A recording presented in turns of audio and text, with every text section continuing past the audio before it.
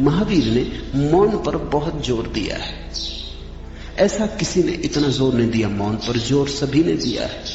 मौन इतना महत्वपूर्ण है कि कोई भी उसे छोड़ तो नहीं सकता, लेकिन जैसा जोर महावीर ने दिया है वैसा किसी ने नहीं दिया। महावीर ने मौन को साधना का केंद्र बनाया, इसलिए अपने सन्यासी को मुनि कहा। बुद्ध ने अपने सन्यासी को भिक्षु कहा। हिंदुओं ने अपने सन्यासी को स्वामी कहा। अलग अलग जोर है। हिंदुओं ने स्वामी कहा क्योंकि उन्होंने कहा कि जो आत्मा को जानने लगा वही अपना मालिक है, स्वामी। बुद्ध ने भिक्षु कहा। उन्होंने कहा जिसने अहंकार को पूरा गिरा दिया, इतना गिरा दिया कि कहा कि मैं भिक्षु हूं, कैसा स्वामी। जिसने अस्मिता जरा भी ना रखी, अहंकार जरा भी ना रखा, भिक्षा पात्र लेके खड़ा हो गया। जिसने सम्राट होने की घोषणा न की, जिसने सब घोषणाएं वापस ले ली, जिसने कहा मैं कुछ भी नहीं हूं, यही अर्थ है भिक्षु का। महावीर ने अपने सन्यासी को मुनि कहा। मुनि का अर्थ है जो मौन हो गया, जिसने वचन उच्चारण की क्रिया का परित्याग किया। क्यों महावीर ने इतना जोर दिया मौन पर, इसे ख्याल में ले। मनुष्य की सर्वाधिक महत्वपूर्ण बात बातचीत है, भाषा है, बोलने की क्षमता है। पशु है, पक्षी है, पौधे हैं तो, पर भाषा नहीं, बोल नहीं सकते। इसलिए पशु पक्षी पौधे अकेले अकेले हैं, उनका कोई समाज नहीं। समाज के लिए भाषा जरूरी है। आदमी का समाज है। आदमी सामाजिक प्राणी है क्योंकि आदमी बोल सकता है। बोले बिना जुड़ोगे कैसे किसी से? जब बोलते हो तभी सेतु फैलते हैं और जोड़ होता है। तो भाषा का अर्थ हुआ व्यक्ति व्यक्ति के बीच जोड़ने वाले सेतु। भाषा मनुष्य को समाज बनाती, समाज देती, समुदाय देती। महावीर ने कहा मौन हो जाओ, अर्थ हुआ टूट जाओ, सारे सेतु तोड़ दो दूसरों से। बोलने के ही तो सेतु हैं, बोलने के द्वारा जुड़े हो, तोड़ दो बोलने के सेतु, अकेले हो जाओ। बोलना छोड़ते ही आदमी अकेला हो जाता है, चाहे बाजार में खड़ा हो। अगर बोलना जारी रहे तो पहाड़ पर बैठा भी अकेला नहीं है, वहां भी किसी से, कल्पना के मित्र से, शत्रु से बात करता रहेगा, वहां भी समाज बना रहेगा। कल्पना का ही सही, लेकिन समाज रहेगा, आदमी अकेला न होगा। बीच बाजार में आदमी मौन हो जाए, अचानक उसी क्षण मौन होते ही समाज खो गया। भीड़ के कारण समाज नहीं है, भाषा के कारण समाज। तो महावीर ने कहा जंगल में भागने से क्या सार होगा, अपने में भाग जाओ, छोड़ दो दूसरे तक जाना। भाषा से ही हम दूसरे तक जाते, तोड़ दो भाषा, अपने में लीन हो जाओ। महावीर 12 वर्ष मौन रहे। उन 12 वर्षों में उन्होंने क्या किया? उन्होंने सब भांति अपने को समाज से मुक्त किया। वे परम विद्रोही थे। समाज से सब भांति उन्होंने सब तरह के संबंध, सब धागे तोड़ डाले। उन्होंने सब तरह से अपने को समाज से अलग किया, क्योंकि उन्होंने पाया कि जितने तुम समाज से जुड़े हो उतने ही अपने से टूट जाते हो। स्वाभाविक गणित था, समाज से टूट जाओ, अपने से जुड़ जाओगे। फिर महावीर लौटे, समाज में लौटे, समझाने आए, बोले, लेकिन 12 वर्ष के मौन के बाद बोले। अब समाज से जुड़ने का कोई उपाय न था। अब उन्होंने सब भांति अपनी निपटता, एकांत को उपलब्ध कर लिया था, सब भांति कैवल्य को जान लिया था, स्वयं के अकेलेपन को पहचान लिया था। फिर आए, अब कोई डर न था, अब बोले। अब भाषा केवल उपयोग की बात रह गई, एक साधन मात्र। तुम्हारे लिए भाषा केवल साधन नहीं, भाषा तुम्हारी व्यस्तता है। बिना बोले तुम घबराने लगते हो, अगर कोई बात करने को न मिले तो बेचैन होने लगते हो। मनोवैज्ञानिक कहते हैं कि अगर 3 सप्ताह किसी आदमी को एकांत में बंद कर दिया जाए तो पहले सप्ताह तो वो भीतर भीतर बात करता है, दूसरे सप्ताह बोल बोल के बात करने लगता अकेले में, और तीसरे सप्ताह तो वो बिल्कुल ख्याल ही भूल जाता है कि अकेला है। वो अपनी प्रतिमाएं कल्पना की खड़ी कर लेता, उनसे बातचीत में संलग्न हो जाता। कम्युनिस्ट मुल्कों में जिन कैदियों से उन्हें बात उगलवानी होती है, उनको वो सताते नहीं, उनको वो सिर्फ एकांत में डाल देते हैं, अंधेरी कोठरियों में डाल देते हैं, उनको पड़े रहने देते अकेले में। टेप लगे रहते हैं उनके आसपास, वो कुछ भी बोले तो वो टेप में संग्रहित हो जाता है। 3-4 सप्ताह के बाद जो वो उगलवाना चाहते थे वो खुद ही उगालने लगते। एक सीमा है। तुमने कभी ख्याल किया, कोई तुमसे गुप्त बात कह दे, कहे किसी को कहना मत, बस तुम मुश्किल में पड़े। उसका ये कहना कि किसी को कहना मत, कहने के लिए बड़ा उकसावा बन जाएगा, बड़ी उत्तेजना पैदा हो जाए। आदमी लेता है, देता है भाषा में, भीतर छिपा के रखना बहुत कठिन। मैंने सुना एक सूफी फकीर के पास एक युवक आया और उस युवक ने कहा कि मैंने सुना है कि आपको जीवन का परम रहस्य मिल गया, आपके गुरु ने आपको कुंजी दे दी, उस गुप्त कुंजी को मुझे भी दे दे। उस सूफी फकीर ने कहा ठीक, लेकिन तुम इसे गुप्त रख सकोगे? किसी को बताना मत। उसने कहा कसम खाता हूं आपकी, पैर छुए कभी किसी को ना बताऊंगा। वो सूफी बोला फिर ठीक, मैंने भी ऐसी ही कसम खाई है अपने गुरु के सामने। अब बोलो मैं क्या करूं? अगर तुम गुप्त रख सकते हो जीवन भर तो मैं भी रख सकता हूं,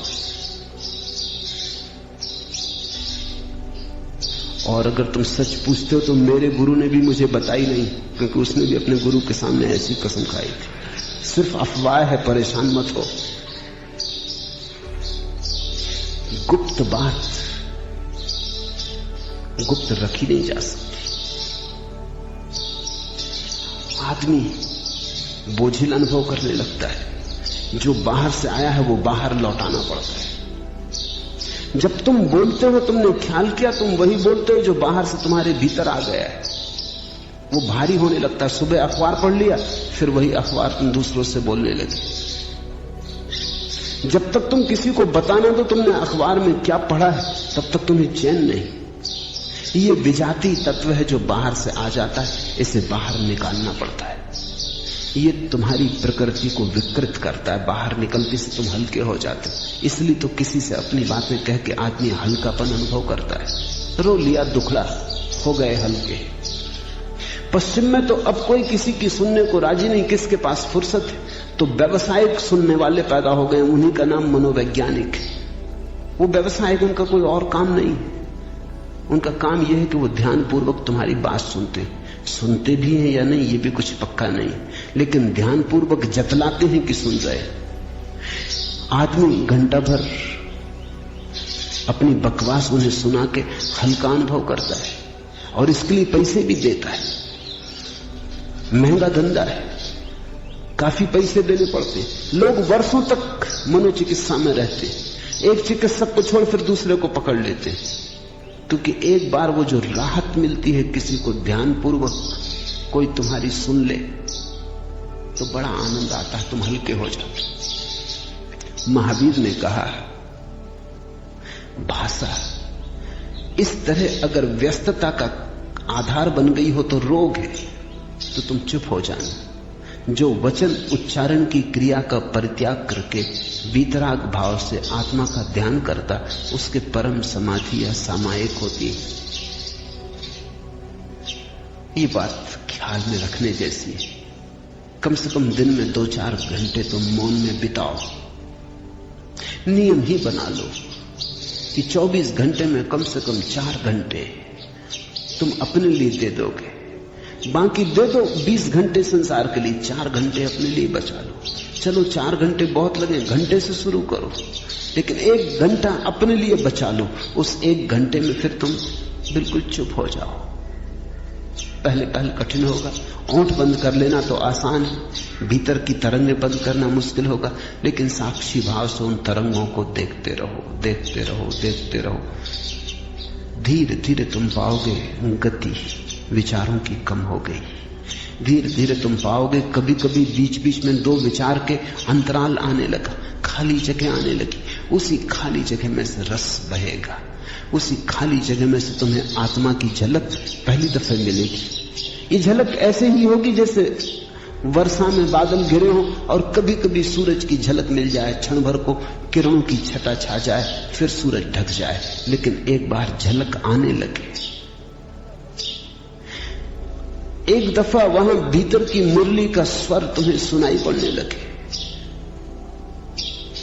तो जीवन में जो सर्वाधिक महत्वपूर्ण है वो घट गया।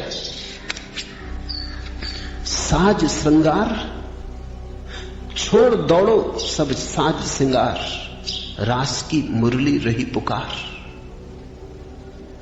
गई सहसा किस रस से भींग, वकुल वन में कोकिल की तान, चांदनी में उमड़ी सब ओर, कहां के मद की मधुर उफान। गिरा चाहती भूमि पर इंद्र, शिथिल बसना रजनी के संग, सिहरते पग सकता न संभाल, कुसुम कलियों पर स्वयं अनंग। ठगी सी रूठी नयन के पास, लिए अंजन उगली सुकुमार, अचानक लगे नाचने मर्म, रास की मुरली उठी पुकार। साज श्रृंगार छोड़ दौड़ो सब साज श्रृंगार, रास की मुरली रही पुकार। खोल बाहें आलिंगन हेतु, खड़ा संगम पर प्राणाधार, तुम्हें कंकन कुमकुम का मोह और यह मुरली रही पुकार। सनातन महानंद में आज बांसुरी कंकन एकाकार, बहा जा रहा अचेतन विश्व, रास की मुरली रही पुकार। साज श्रृंगार छोड़ दौड़ो सब साज श्रृंगार, रास की मुरली रही पुकार।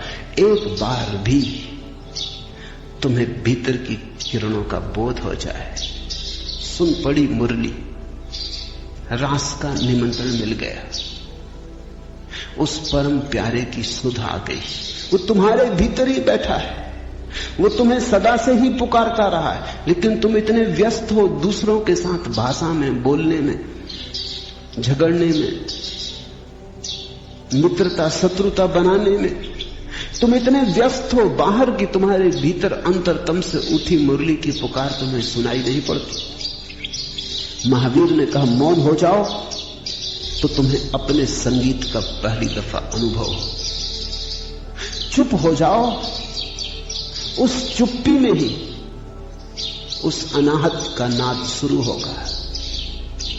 वह ध्वनिहीन ध्वनि, वह स्वरहीन स्वर तुम्हारे भीतर से उठने लगेगा, तुम्हारी अतल गहराइयों से, तुम्हारी चेतना की परम गहराइयों से तुम्हारे पास तक पहुंचने लगेगा। लेकिन मौन उसकी अनिवार्य शर्त है, और मौन का अर्थ है ओठ से मौन, कंठ से मौन, भीतर विचार से मौन, धीरे धीरे सब तलों पर, सब परतों पर मौन। तब तुम मुनि हुए। मुनि का कोई संबंध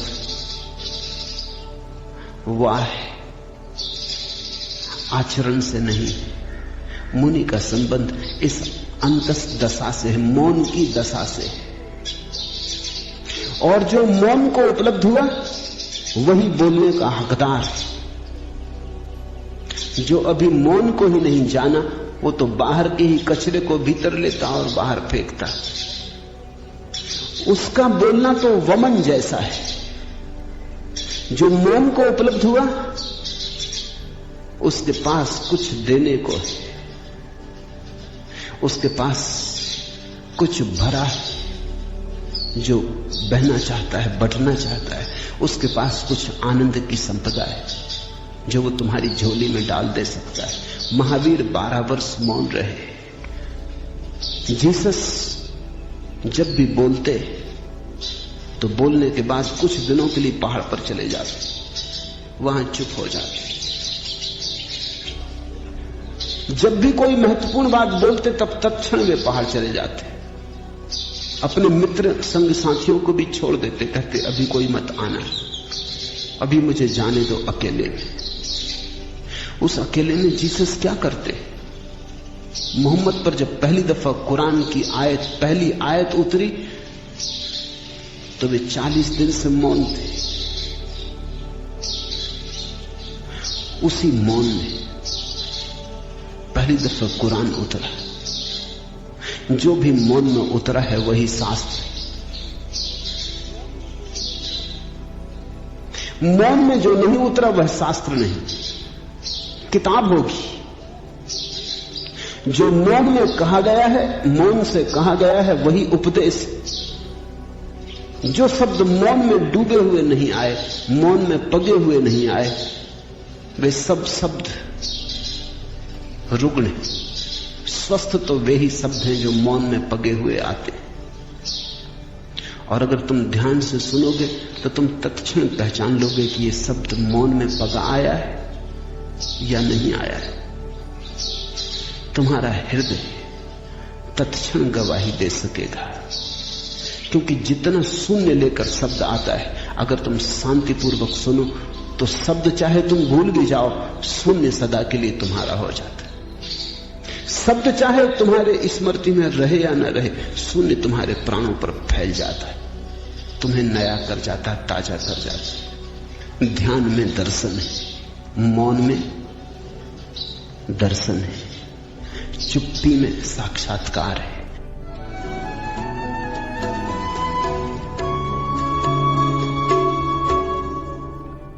दुल्हन ऐसे नाम की कीन चाहिए खोज, को सुने राग अनुरागनी, को सुने जो कथा पुराण, जन दुल्हन अब का सुने जिन सुनी मुरलिया तान।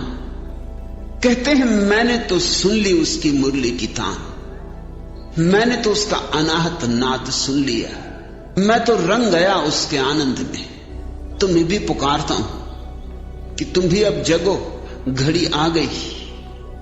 प्रेम रंग रस ओढ़ चदरिया, तुम भी ओढ़ो प्रेम के रंग में, प्रेम के रस में रंगी गई चदरिया को। तुम भी रंगो अब प्रभु की प्रीति में, भक्ति में, भाव में। मैंने तो सुन ली उसकी मुरलिया, मैंने तो उसका अनाहत नाद सुन लिया, और जब से उसका नाद सुना है तब से सब नाद फीके हो गए।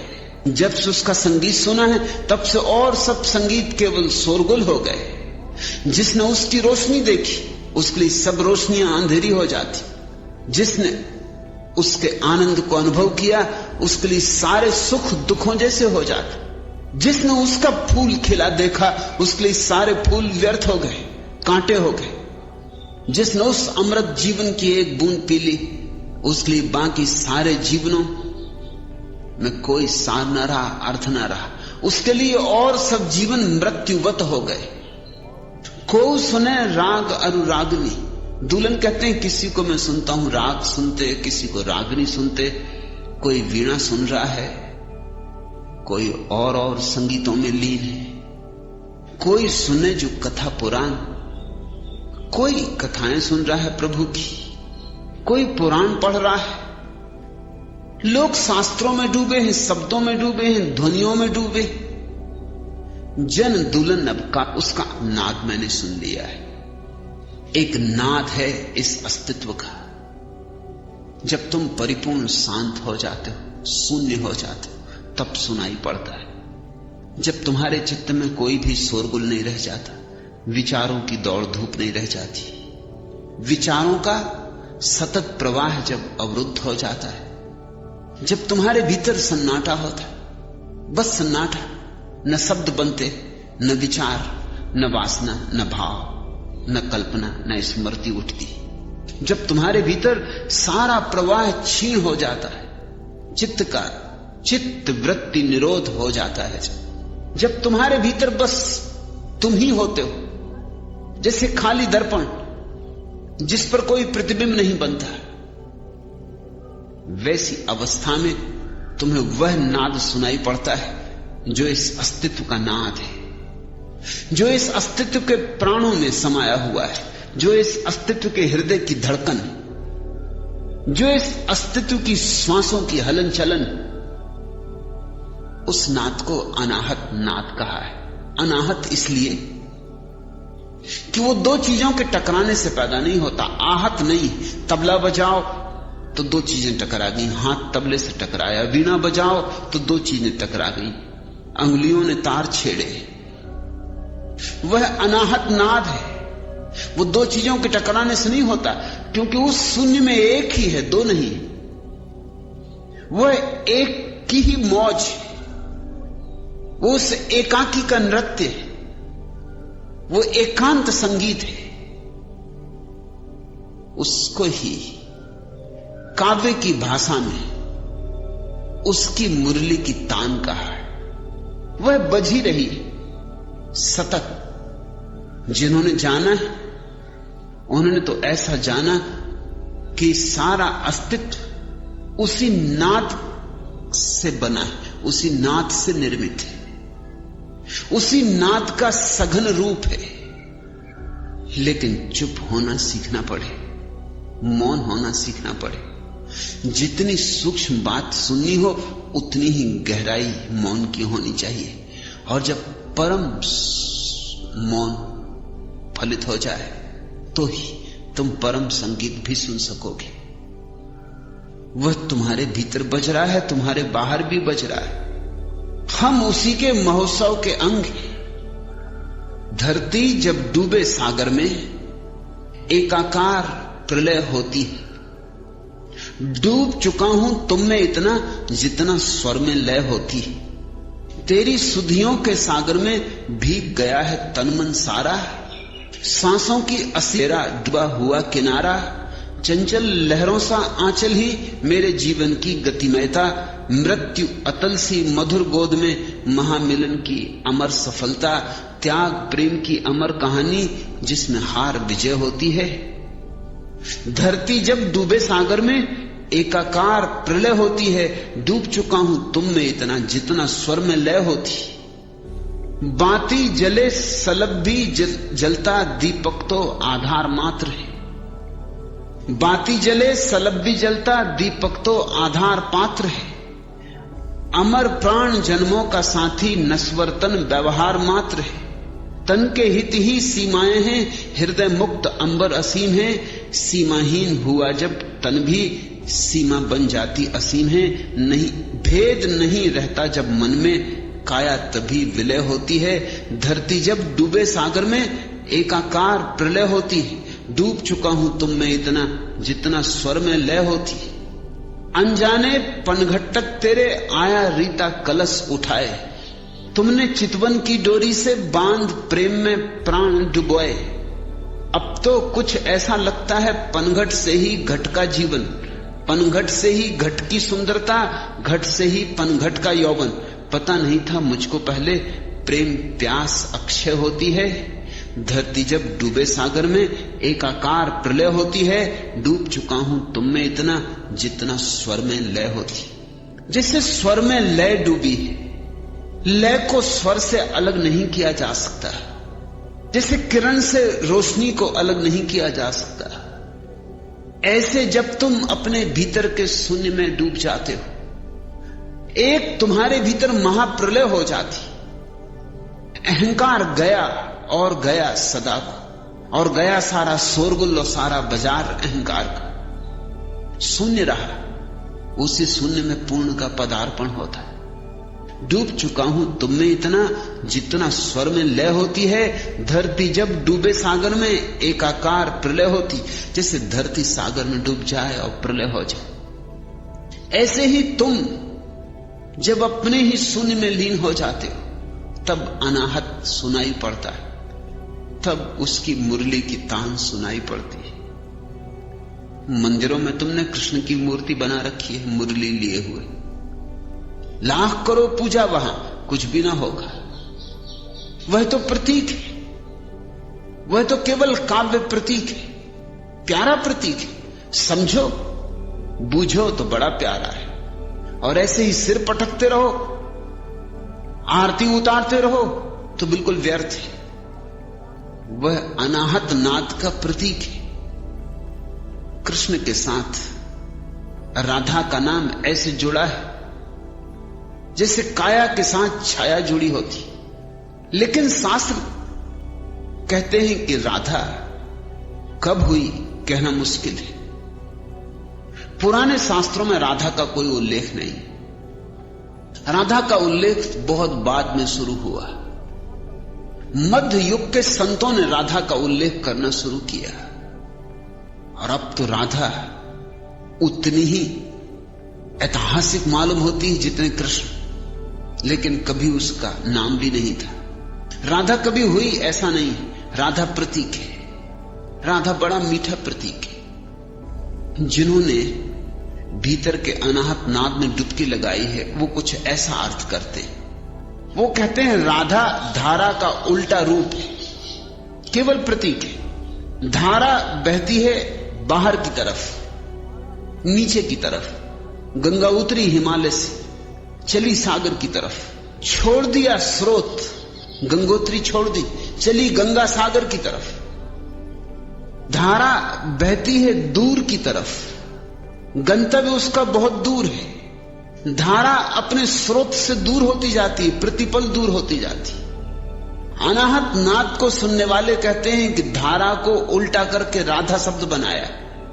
जब तुम्हारी चेतना की धारा बाहर की तरफ न बहकर भीतर की तरफ बहती, जब तुम गंगा सागर की तरफ न जाकर गंगोत्री की तरफ चल पड़ते हो, जब तुम अपने में ही डुबकी मारने लगते हो, तब तुम्हारे भीतर राधा का जन्म होता है। धारा राधा बन जाती, और जैसे ही तुम राधा बने कि कृष्ण से मिलन है, कि सुनी उसकी बांसुरी, कि सुनाई पड़ी उसकी तान, कि दिखाई पड़ा उसका नृत्य। जिन्हें भी खोजना अनाहत नाद को, उन्हें राधा बनना होगा। राधा कोई ऐतिहासिक व्यक्तित्व नहीं, राधा प्रत्येक भक्त के भीतर घटने वाली घटना का नाम है। राधा की अवस्था भक्त की चरम अवस्था है। बस कृष्ण से मिलने के क्षण भर पूर्व राधा का जन्म होता है। बस क्षण भर पूर्व, क्षण भर राधा नाचती है कृष्ण के आसपास, आती जाती पास, आती जाती पास, आती जाती पास, और फिर कृष्ण में लीन हो जाती। जिस दिन तुम अपनी ही चेतना में, अपने ही मूल स्रोत में लीन हो जाते, उससे प्रलय घट गई, अहंकार गया, और जहां अहंकार नहीं है वहीं वह परम संगीत है। तुम्हारा अहंकार व्याघात है, व्यवधान है। तुम्हारे अहंकार के कारण छंद बंध नहीं पा रहा है, टूट टूट